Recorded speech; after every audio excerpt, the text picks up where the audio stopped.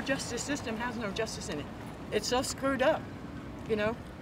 How does it feel to finally... You can convict an innocent person quicker than you can convict a guilty party, because the criminals, the real criminals, they know how to work the system. They can get around the system. A lot of people still view your son as guilty, even though he is walking a free man today. What do you have to say to them? God knows he's innocent. I know he's innocent.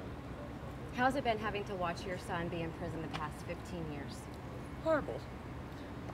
I don't think that's a question, you know, that anybody really needs to ask. I mean, if you had to say that you were guilty of murder when you weren't, because that's the only way you could get your freedom, because you've already spent 13 years on death row for a crime that you didn't commit, and you have no idea what my son has been through on death row.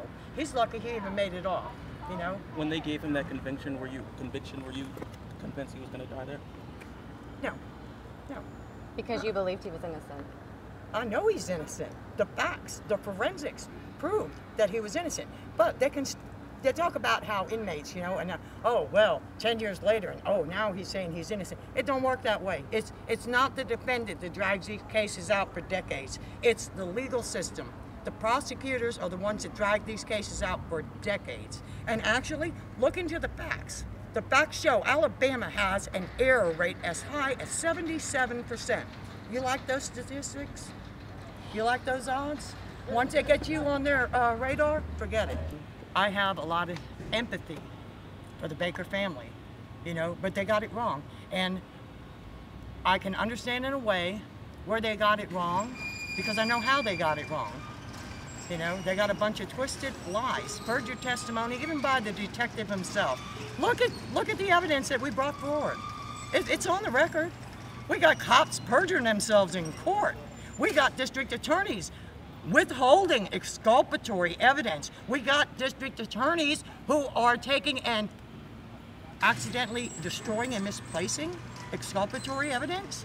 Everything that exculpated my son just magically disappears. I don't know, but to me that sounds like a fairy tale. I hope that with everything that we have been able to bring forward, as far as the level of corruption in Mobile, I am hoping that is going to reach a national level to help other people that have been wrongfully convicted and who their families are going through the same thing. You know, there's no justice in creating additional victims, and that's all that's happening. You know, and people need to wake up.